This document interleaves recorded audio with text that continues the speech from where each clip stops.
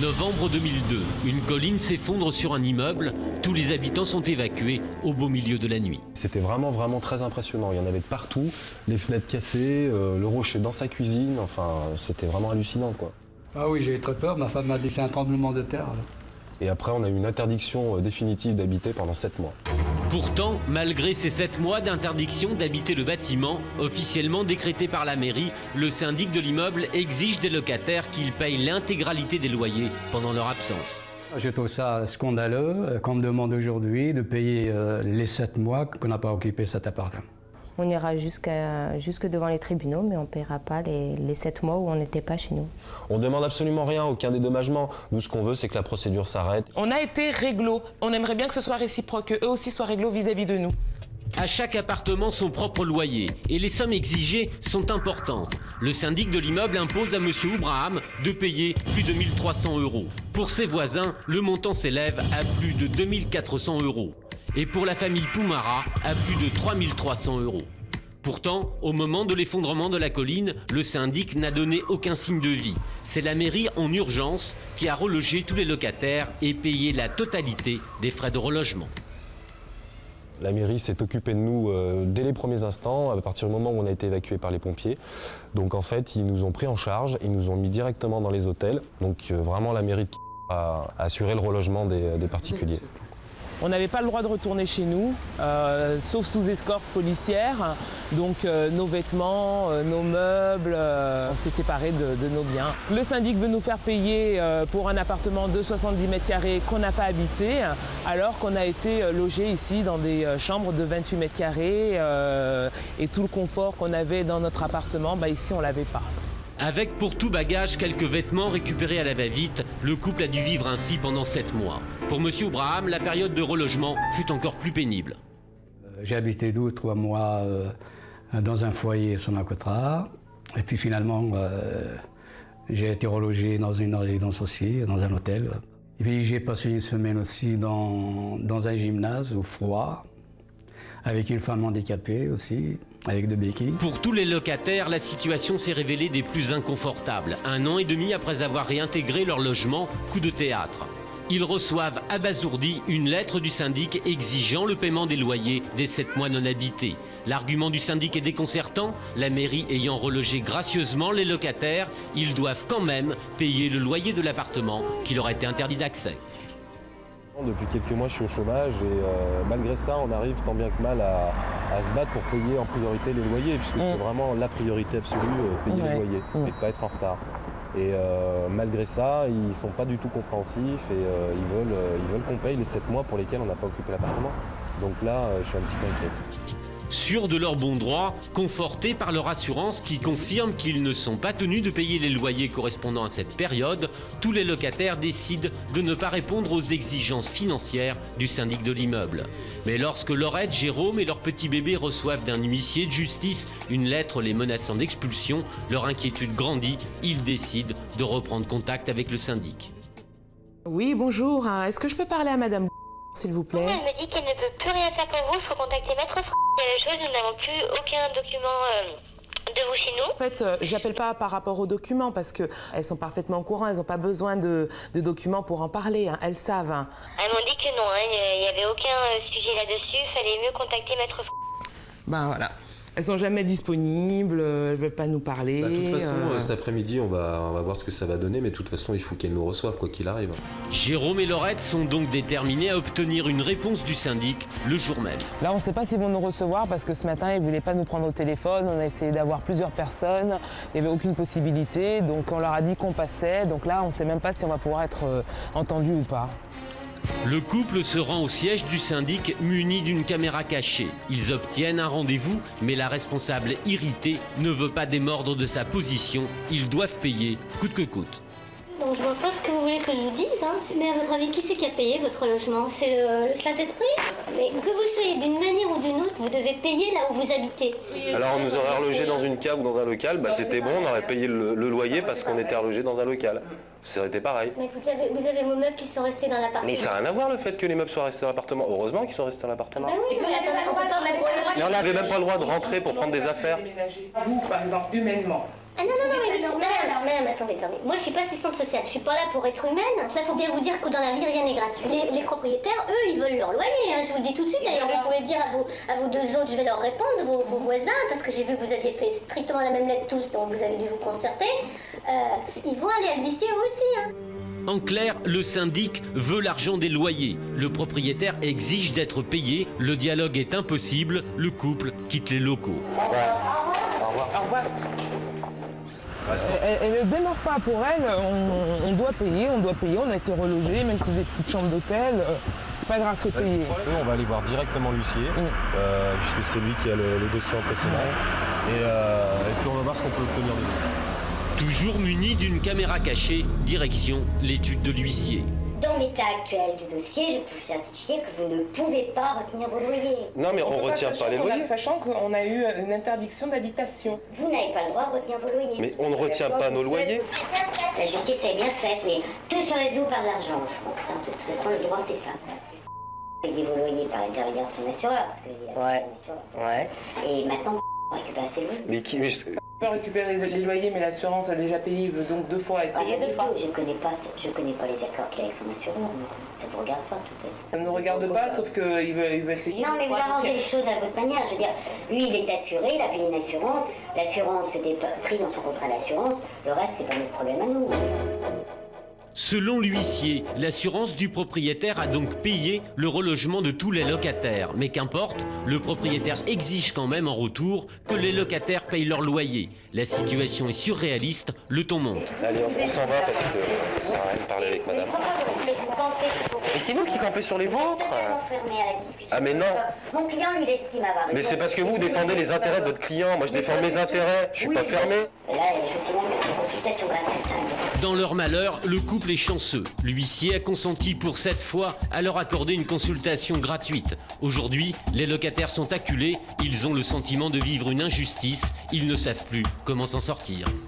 Là, on sort de chez l'huissier et c'est la pression jusqu'au bout. Donc là, ils vont assigner une action en justice pour nous faire payer les loyers. Ils ne démordent pas et ils veulent aller jusqu'au bout. Ils veulent qu'on paye. Lorsque nous avions reçu la première fois Jérôme et Laurette, leur situation nous avait logiquement semblé injuste. Leur demande était simple, ne pas payer le loyer d'un appartement qu'ils ne pouvaient plus occuper. Voici les événements qui se sont déroulés sur notre plateau en décembre dernier. Julien Courbet rentre en contact avec le syndic de l'immeuble concerné.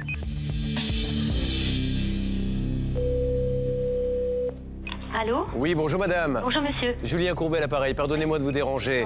Dans le cadre de nos émissions, sans aucun doute, nous essayons de comprendre la situation donc, de Laurette Amou et Jérôme Poumara. Oui. Donc je crois que vous connaissez le dossier. Oui, je les ai reçus, je crois, mardi, il me semble. Voilà. Alors, on essaie de comprendre la logique, en fait, qui fait qu'aujourd'hui, on leur demande de rembourser les 7 mois de loyer. De régler, pas de rembourser. Pardon, de régler les 7 mois de loyer, dans la mesure où ces gens-là ont été forcés de quitter leur logement et dans la mesure où un article précis de loi que Maître Michel va vous évoquer maintenant... Ce sont l'ensemble des articles de 1720 à 1724 du Code civil, bonjour Madame Maître Michel, qui prévoit que lorsqu'il y a privation de la jouissance, soit parce qu'il y a un cas de force majeure, soit parce qu'il y a des travaux à réaliser pendant plus de 40 jours, le locataire n'a pas à payer les loyers.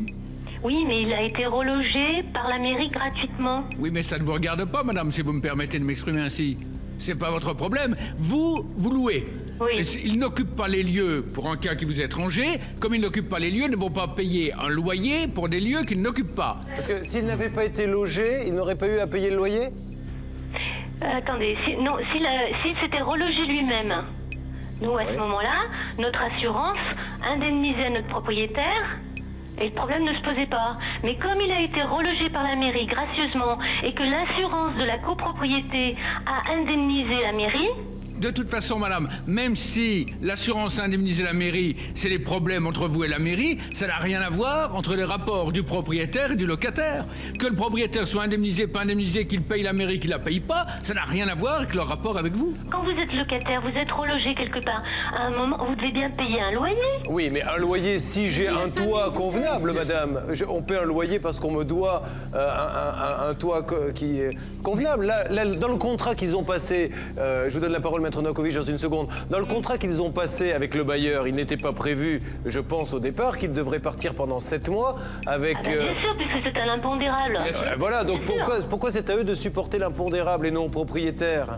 Et pourquoi alors c'est au propriétaire? Il y est pour rien non plus, le propriétaire. Le propriétaire, il loue un appartement que malheureusement on ne peut pas habiter. Donc c'est quelque part...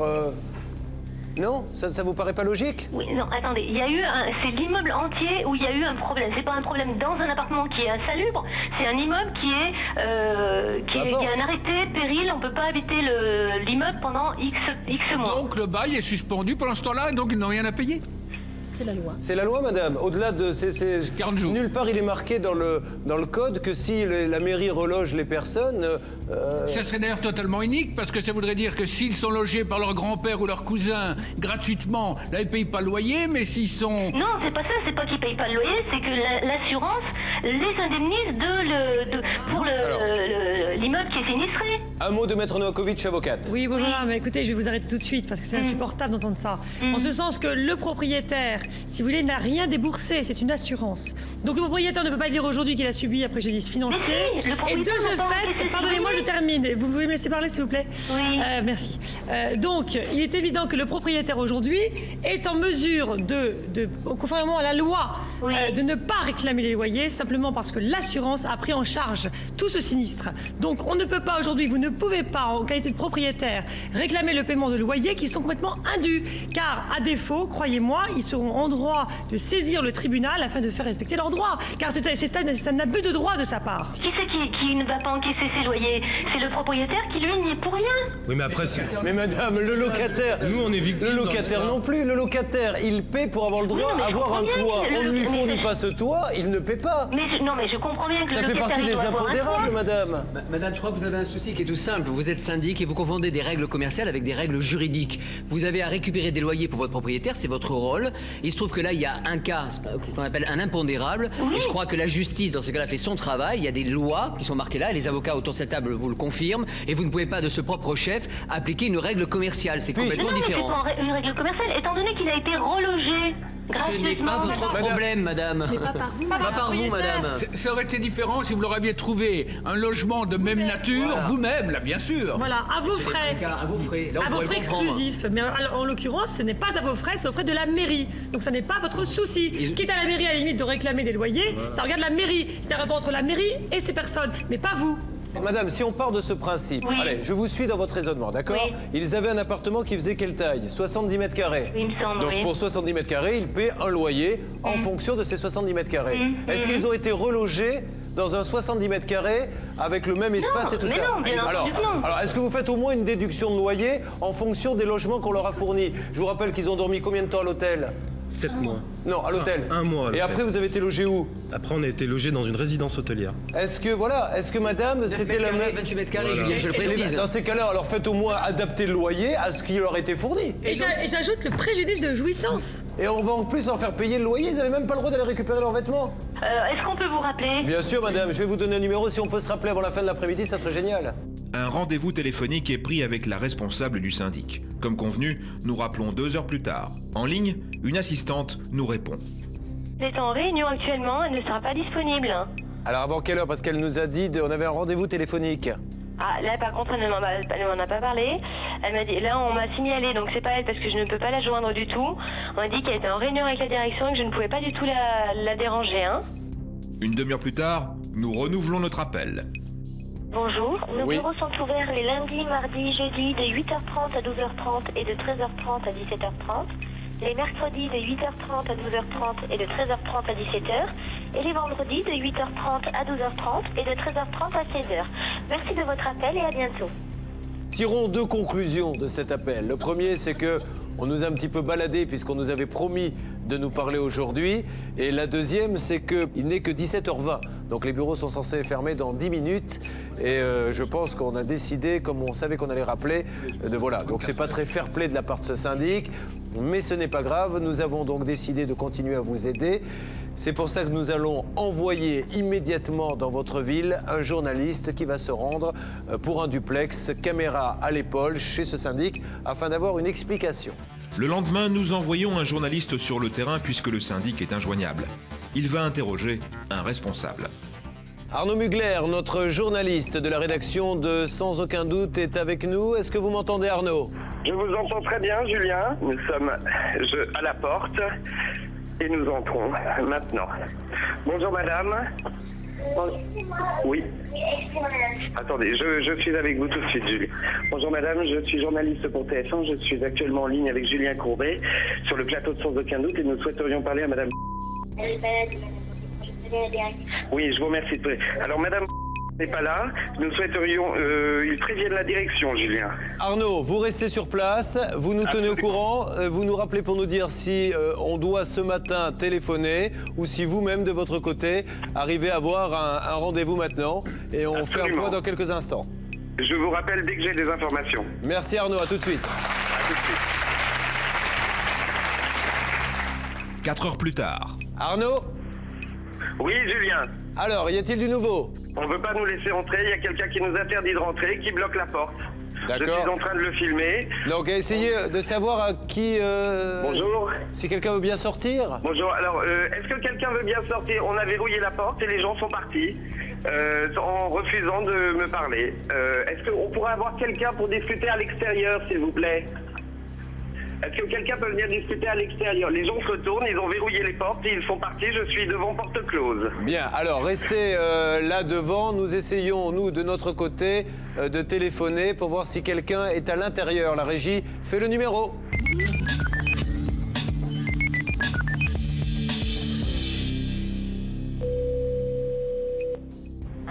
Allô? Oui, bonjour. Oui, bonjour madame. Pourrais-je avoir, s'il vous plaît, une responsable de gestion? Elle n'est pas disponible. Est-ce qu'il y a quelqu'un du syndic, un responsable qui est là? Qui dois-je annoncer, s'il vous plaît? Monsieur Courbet de l'émission Sans aucun doute. Non, là, ce n'est pas possible. Donc personne ne peut parler? Non plus, non, personne. D'accord, bon, je vais quand même vous passer le client, il peut vous parler, lui? Moi, je ne pourrais rien faire pour lui, un poste standard, monsieur.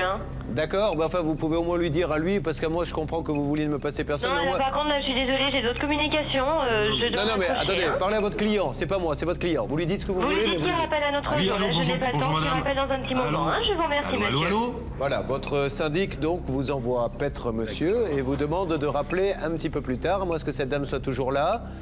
Oui. Elle est toujours là. Vous pouvez au moins lui dire à ce monsieur, c'est votre client, madame. C'est un client, donc ne lui dites pas, voilà, dites-lui ce que vous voulez, mais dites-lui. Vous m'entendez? Un instant, s'il vous plaît, merci. Allô? Nous persévérons et avons enfin en ligne une nouvelle interlocutrice. Le ton, hélas, monte rapidement. Allô? Oui, bonjour. Oui, bonjour, monsieur, vous êtes? Je suis monsieur Poumara. D'accord, oui. Vous êtes madame? Non, on vous a dit que madame est absente pour 10 jours.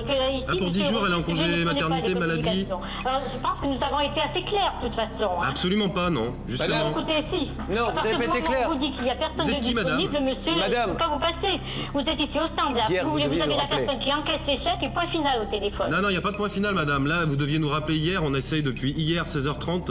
Vos locaux sont fermés. Vous vous rappelez, de toute façon, la communication, ça a été fait. Vous avez eu madame. Oui, non, mais justement, on devait la recontacter hier après-midi. C'est pour ça que c'est ce qu'on a fait. Non, absolument pas. L'agence a fermé à 16h30. Si vous voulez, monsieur, de toute façon, moi, je suis au standard. Mais vous êtes qui, madame? Est-ce que vous êtes au courant du dossier? La personne de la direction est absente. Allô, madame? Donc, on ne peut pas vous en dire plus. Je suis désolée. Allô, madame? Vous voulez avoir un rendez-vous, pas de problème. Vous le faites par écrit, mais par téléphone, on ne prend pas. Ah, je peux prendre rendez-vous par écrit avec vous? Ben, pas avec moi, non. Vous êtes qui, madame, sans Vous voulez indiscrétion? contacter quelqu'un, vous prenez un rendez-vous par courrier? Mais vous êtes qui, madame, s'il vous plaît?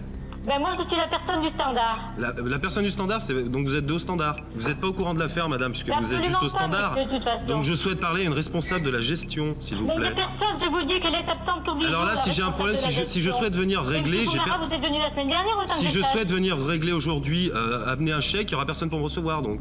Ben, le chèque, alors, moi, je vais être claire et nette avec vous. Vous voulez amener un chèque et la boîte aux lettres, moi, je peux vous le prendre. Non, je vais le donner en main propre, avec contrat reçu. Prendre un chèque, prendre un courrier, ça n'a rien à voir. Non mais justement, je voudrais le donner à une personne responsable. Bref, on va pas parler pendant 2 heures à propos de ça. Oui, mais vous dites que vous voulez donner un chèque, mais pas de problème. Eh ben oui, mais là, dans ce cas-là... Je prends le chèque, c'est pas un problème, hein. Si je dois amener un chèque, quelqu'un va probablement me recevoir. On va pas me dire les locaux sont fermés. Ben absolument pas, monsieur, mais vous savez très bien qu'un chèque, c'est dans une enveloppe, on le prend, alors qu'une personne responsable, on ne peut pas, si vous voulez. Moi, je ne peux pas vous passer je ne peux pas vous passer, la personne n'est pas là. Je suis Mademoiselle Amou, hein, je suis la colocataire de Jérôme Poumara. Donc là, j'interviens parce que je suis pas tout à fait d'accord. Madame nous a reçu la semaine dernière, on n'a pas trouvé d'issue. On l'a rappelé hier au téléphone. Elle était censée attendre notre appel dans l'après-midi. Elle n'a pas répondu. De toute façon, elle était absente aujourd'hui et s'absente jusqu'à la fin de la semaine prochaine. Ok, d'accord. Ça arrive, hein? D'accord, bien sûr que ça arrive. Donc maintenant, il y a une procédure qui est en cours. Il y a des délais qu'on doit respecter. Et si vous faites barrage, on ne peut pas respecter ces délais et c'est nous qui nous retrouvons mal. Donc là, il va falloir qu'on ait quelqu'un au téléphone, qu'on puisse parler avec quelqu'un et qu'on trouve une issue à ce dossier parce que ça ne peut pas durer comme ça. Oui, mais Madame Amou, il n'y avait pas d'autre issue. La semaine dernière que vous êtes venue, vous ne pouviez pas revenir sans faire les pratiques que vous faites depuis hier avec cette émission. Oui, mais vous vous rendez compte, la manière, vous n'étiez pas là, vous n'avez pas vu comment on a été reçus, vous n'entendez pas ce qu'on entend nous. Je n'ai rien vu, si vous voulez, moi je suis intermédiaire. Voilà. À ce moment-là, passez-nous quelqu'un. Il y a bien des responsables. Monsieur, il est disponible, il est quand même ici, chez lui, non? Non, vous savez il est très en bien communication. qu'on ne peut pas joindre les gens du jour au lendemain comme ça. Non, mais c'est pas du jour au lendemain, madame, là, ça fait déjà une semaine que ça traîne cette histoire. Vous savez très bien que si vous voulez avoir un rendez-vous, vous formulez un courrier, mais je vous dis, ça sera... C'est nouveau, ça, on formule maintenant des rendez-vous par courrier, madame. Vous voulez un rendez-vous éventuel avec monsieur... Mais vous êtes d'une mauvaise foi, c'est incroyable. Vous êtes d'une mauvaise foi. Excusez-moi de vous déranger. Madame. De toute façon, aussi, votre émission, tout le monde est de mauvaise foi. Excusez-moi une seconde. Madame, j'ai pas ouvert la bouche. Il n'a rien dit, monsieur Courbet. J'ai rien dit du tout. Madame. Vous pouvez formuler un rendez-vous par courrier. Madame. On est de mauvaise foi. Madame, j'ai rien dit du tout. Moi, je me tais depuis tout à l'heure. Mais la personne qui est à côté. Ah, mais c'est votre client. C'est votre client, c'est pas moi. Du moment où l'on dit que pour formuler par courrier une demande... Oui, mais madame, je vais vous expliquer quelque chose. Je comprends, madame, je vous explique juste quelque chose. Établir un dialogue avec le syndic va s'avérer extrêmement délicat. Même à l'échelon le plus haut, le dialogue est impossible. Là, vous leur envoyez les huissiers, monsieur le président, hein? Non, mais non, nous ne sommes pas là du tout, on n'envoie aucun huissier. Mais vous plaisantez ou quoi? Ils ont des huissiers qui viennent chez eux? Ils ont des huissiers qui viennent chez eux? À mon avis, vous avez fait une erreur de dossier. Mais non, mais je vous passe. Alors, Sylvie Nocco-Tinso, je vous passe votre client, monsieur le président. Je vous passe votre client. Nous sommes sereins, toujours. Non, monsieur le président, vous êtes serein, mais je vous passe quand même votre client, vous serez encore plus serein. Voilà, donc là, maintenant c'est clair. Mais non, mais je préfère, parce que maintenant c'est clair. La suite de ce dossier difficile, dans un instant, dans Sans aucun doute. Il y a quelques instants, nous recevions Laurette et Jérôme sur le plateau de Sans aucun doute. Locataires, ils n'ont pu occuper leur logement pendant 7 mois parce qu'il était dangereux. Le syndic n'hésite pourtant pas à leur réclamer 7 mois de loyer. Au téléphone, le dialogue avec le syndic est au point mort. Un de nos journalistes est sur le terrain pour faire avancer le dossier. Je comprends, madame, je vous explique juste quelque chose. Hier, madame, écoutez-moi, madame, soyez gentille, je vous explique juste quelque chose calmement. Hier, alors laissez-moi vous le dire, j'ai eu donc cette dame qui m'a dit la chose suivante. Monsieur Courbet, au vu de ce que vous me dites, j'appelle mon avocat, rappelez-moi à 16h30, entre 16h30 et 17h, je vous donnerai la réponse. Et depuis 16h30, il n'y a personne, même mieux, vous avez fermé les bureaux téléphoniquement 20 minutes avant l'heure normale. C'est pour ça qu'on vous rappelle, parce qu'elle m'a dit de la rappeler. Elle m'a dit, j'en parle à mon avocat. Vous savez très bien, M. Courbet, également, qu'au téléphone, tout à fait au standard, on a les renseignements, si vous voulez, minimum. Donc, par conséquent, Madame a dû s'absenter, elle n'a peut-être pas eu le temps, elle est très débordée, elle n'a pas eu le temps de régler peut-être le problème hier, je ne sais pas, je ne suis pas au courant. Par contre, aujourd'hui, elle n'est pas là, elle n'est pas là demain, elle n'est pas là jusqu'au début décembre. Elle revient simplement Est-ce que vous pouvez donner le nom de l'avocat, madame?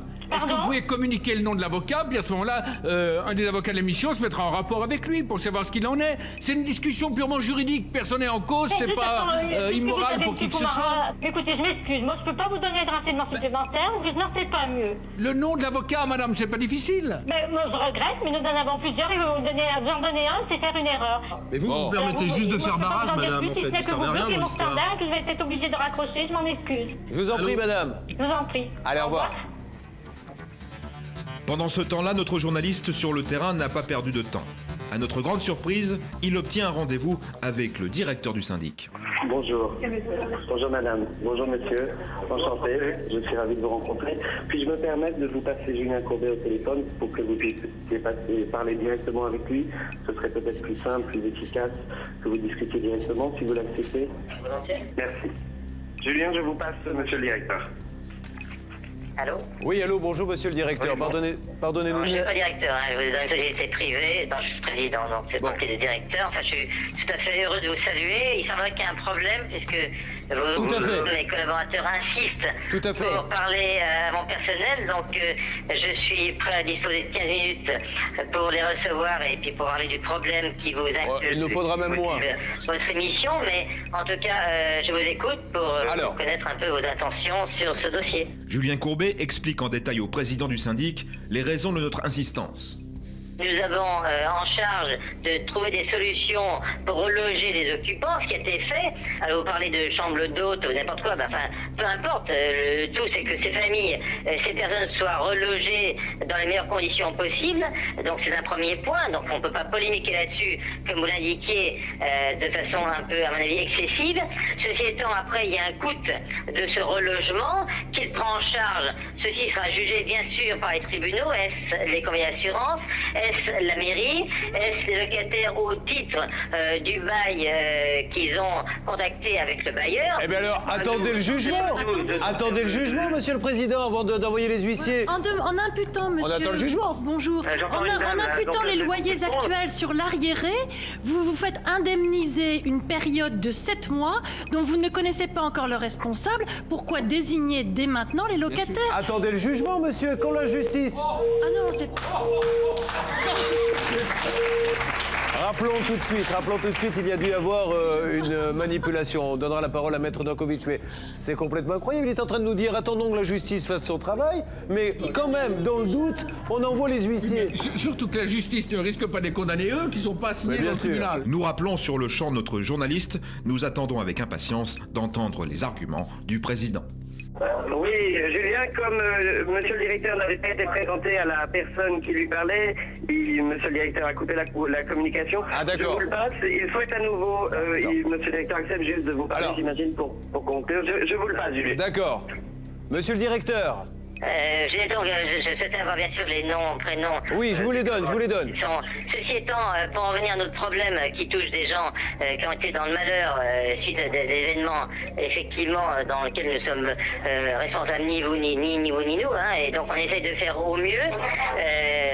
Je dirais, et sans faire de publicité, que en tant que cabinet important et acteur important, nous avons le souci de nos locataires. Ben oui, mais... On n'a pas l'habitude de laisser nos locataires... Mais là, vous leur envoyez les huissiers, monsieur le président, hein? Non, mais non, nous ne sommes pas là du tout, non, on n'envoie aucun... Mais vous plaisantez ou quoi? Ils ont des huissiers qui viennent chez eux?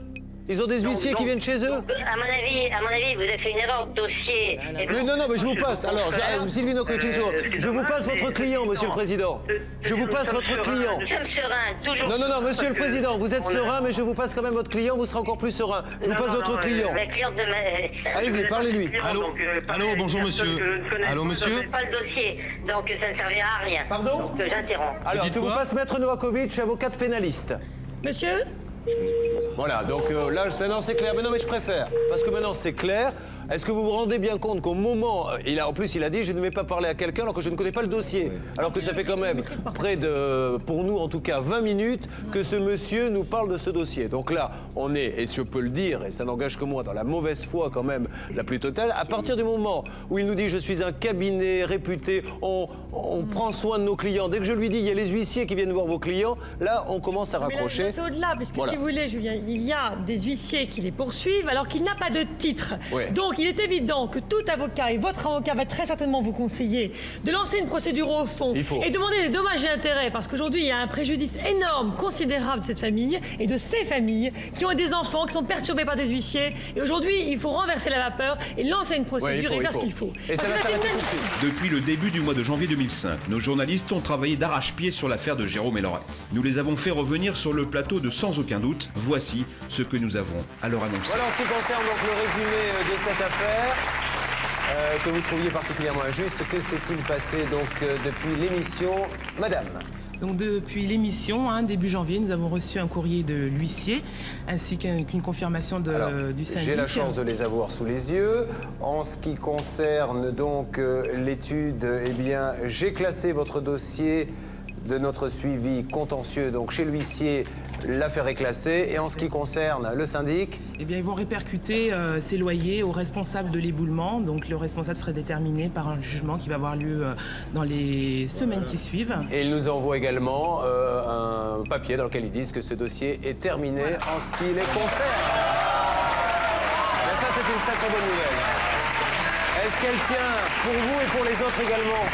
Pour les autres également, ils n'ont pas reçu de confirmation écrite, mais ça concerne tous les locataires. Bon, ils peuvent vous dire merci de vous être déplacé, d'avoir fait tous ces efforts. Merci. Vous êtes content, monsieur? Extrêmement content. Ouais. C'était de toute façon l'issue qu'on souhaitait. Et grâce à l'émission, on a obtenu gain de cause. Donc vous avez réintégré, on le rappelle, l'appartement, vous êtes dedans, vous n'aurez pas à payer les loyers, la vie reprend tout à fait normalement maintenant. Absolument. Eh bien, je vous remercie 1000 fois de nous avoir fait confiance.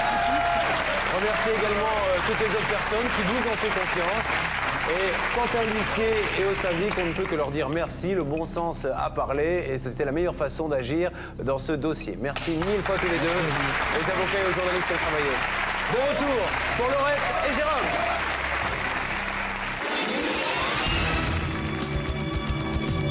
Les journalistes ne nous ont jamais lâchés. L'émission nous a régulièrement recontactés pour savoir où en était le dossier.